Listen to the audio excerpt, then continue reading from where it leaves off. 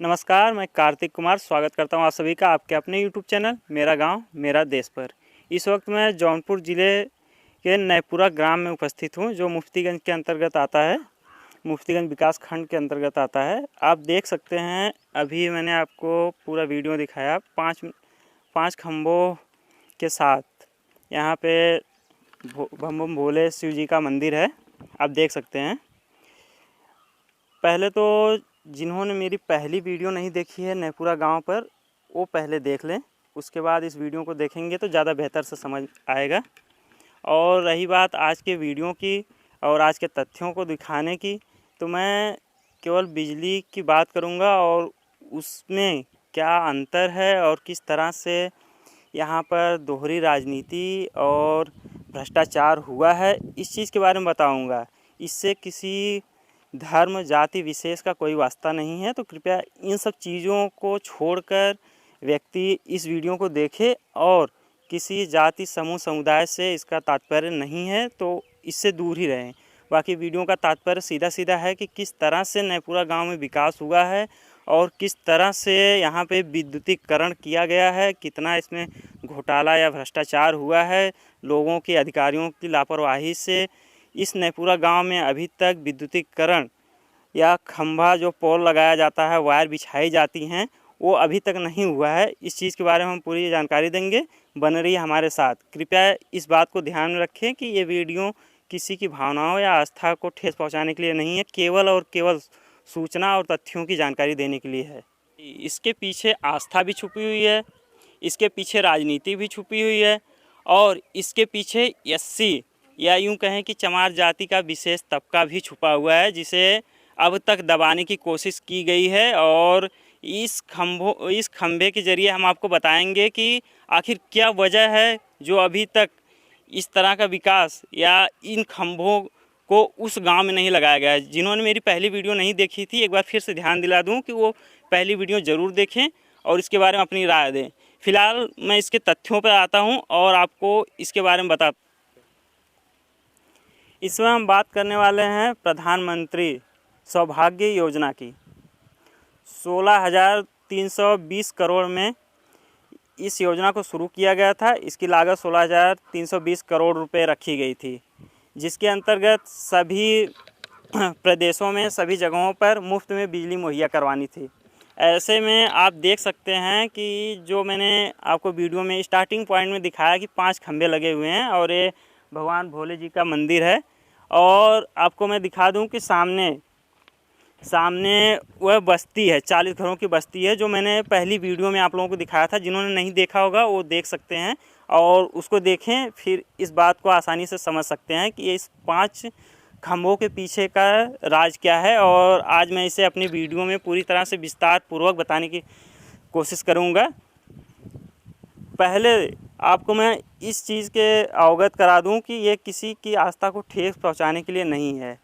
पहली बात कि इसे आस्था के नज़रिए से यदि देखा जाए तो अभी अभी सुनने में आया है, कहीं कहीं पे मैंने पता किया है, जिससे कि इसे आस्था को लेकर लगवाया गया है। हालांकि ठीक है, किसी ने मनौती मांगी थी या कुछ भी हुआ था, आस्था को लेकर खम्भों को लगवाया गया और मंदिर का डेकोरेट करवाया गया। आप देख सकते हैं, वैसे काफ़ी खूबसूरत है। तो फ़िलहाल इसको हम अलग ही रखते हैं। मैं विद्युतीकरण की चीज़ों को बताना चाहूँगा कि आस्था को लेकर इसे लगवाया गया था, लेकिन जिन अधिकारियों ने विद्युतीकरण की परमिशन दी और जिन्होंने पोल लगवाने के लिए ये सारी सामग्री उपलब्ध करवाई उनको मैं बता देना चाहता हूँ कि उससे पहले उनको इस बात की जानकारी होनी चाहिए कि सामने जो 40 घरों की एक बस्ती है वहाँ पर भी अभी तक पोल नहीं लगाया गया है और वहाँ के लोग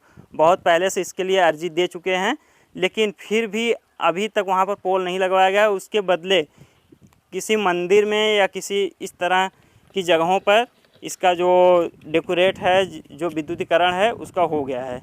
तो अब देखना यह है कि इसको हम किस नज़रिए से देख सकते हैं। जिस तरह से हमारे प्रधानमंत्री सबका साथ, सबका विकास, सबका विश्वास की बातें करते हैं, क्या यहाँ पे जातिवाद नहीं है? मैं आपको बता दूं कि सामने वाली बस्ती एक चमार हरिजन जाति या चमार जाति की बस्ती है जिसे लोग कहते हैं, और दूसरी तरफ इसे भ्रष्टाचार की नज़र से भी देखा जा सकता है, क्योंकि अभी तक महाराष्ट्र या राजस्थान या मध्य प्रदेश से कई ऐसी सूचनाएं आई हैं। मैं मध्य प्रदेश का एक पॉइंट आपको बताना चाहूँगा कि 30 करोड़ रुपए का घोटाला किया गया था केवल विद्युतीकरण के नाम पे। जो पुराने पोल थे उसको रंगाई पुताई करके या जो पुराने ट्रांसफार्मर थे उसको नया दिखा के केवल और केवल कागज़ों में कार्रवाई कर दी गई थी कि यहाँ पे विद्युतीकरण हो चुका है। अब बात करते हैं इस गांव की। हर साल जब भी चुनाव आता है, 2017 का हो, 2019 का हो या 2022 का हो, कोई भी चुनाव हो, यहाँ के जो समर्थक होते हैं या फिर प्रधान पद का चुनाव में प्रधान होते हैं, वो बताते हैं कि हम विद्युतीकरण करवा देंगे। लेकिन अभी तक जब से चुनाव बीता है अभी तक इस पर कोई कार्रवाई नहीं हुई है, ना कोई संज्ञान लिया गया है कि इसका कब तक इसका विद्युतीकरण हो सकेगा। दूसरी बात, जब योजनाएं चालू होती हैं तो ठेकेदारों को ठेका दे दिया जाता है कि आप यहाँ पर विद्युतीकरण करवाइए, योजनाओं का लाभ ग्रामीण लोगों को दीजिए। लेकिन अभी तक ठेकेदारों ने भी ऐसा कुछ नहीं किया है। हालांकि यहाँ पर मुझे आपत्ति उठाने की कोई आपत्ति नहीं उठाता कि मंदिर में काम नहीं होना चाहिए। हालांकि अच्छी बात है कि मंदिरों का विकास हुआ है और विकास यहाँ तक पहुँचा है, लेकिन उस विकास को गांव तक कब तक पहुँचाया जाएगा, इस पर सवाल उठता है। क्या एससी जाति को इग्नोर किया जाता है इस चीज़ के लिए, या फिर आस्था मानवता से बड़ी है इस चीज़ के लिए, या फिर भ्रष्टाचार हुआ है इसलिए? क्यों उस गांव में अभी तक विद्युतीकरण नहीं हुआ है? ये सवाल बहुत बड़ा है। आप तीनों पॉइंट को बारीकी से समझिएगा और कमेंट बॉक्स में जवाब दीजिएगा कि क्या वजह हो सकती है जो अभी तक वहाँ पे विद्युतीकरण नहीं हुआ है। इसके लिए कोई अधिकारी अभी तक जांच के लिए भी नहीं आया है और ना ही तो किसी प्रकार का संज्ञान लिया गया है। किसी अधिकारी, किसी प्रधान या किसी विधायक, किसी नेता के द्वारा कोई संज्ञान नहीं लिया गया है। इन 5 खंभों के पीछे क्या है सच्चाई, जानने के लिए जुड़े रहिए हमारे साथ। और आगे जितनी भी सूचनाएं यहाँ से निकलेंगी मैं आपको समय समय पर देता रहूँगा। और इस बात का ध्यान रखिएगा कि मेरा सवाल उठाने का मकसद किसी जाति, किसी धर्म, किसी समुदाय को ठेस पहुँचाने का नहीं है। मैं केवल और केवल तथ्यों को रखना चाहूँगा और आप उस पर विचार दीजिएगा कि क्या वजह हो सकती है जो अभी तक एक मंदिर में खंभा, विद्युतीकरण और सारी चीज़ें डेकोरेट कर दी गई हैं, लेकिन सामने पड़े उस 40 घरों की बस्ती में अभी तक कोई काम नहीं हुआ है। नाली बनी है, हालांकि काम शुरू हुआ है, प्रेजेंट टाइम में काम हो रहा है, लेकिन अभी भी उसका पूरी तरह से काम ख़त्म नहीं हुआ है। विद्युतीकरण का कोई नामो निशान नहीं है। मैं एक दो फोटो शेयर कर दूंगा आप लोगों को, जो वहाँ के पोल, जो खंभे, जो बांस के बल्लियाँ लटक लटक कर वहाँ पे लोग तार खींचे हुए हैं, उसकी सच्चाई आप देख सकते हैं। और वहाँ पर मीटर भी लगाया गया है, लेकिन अभी तक कोई अधिकारी ये जानने के लिए नहीं आया है कि क्या मीटर सुरक्षित है, चल रहा है या नहीं। ऊपर से वहाँ पर बिजली कब आती है, कब तार गिर जाते हैं, खंभे से टूट कर गिर जाते हैं। वहाँ पे मवेशी घूमते रहते हैं, बच्चे अपने फसलों में, किसान अपने फसलों में जाते हैं, दुर्घटना होने का चांस हमेशा बना रहता है। फिर भी कोई अधिकारी इसके बारे में कोई संज्ञान नहीं लेता।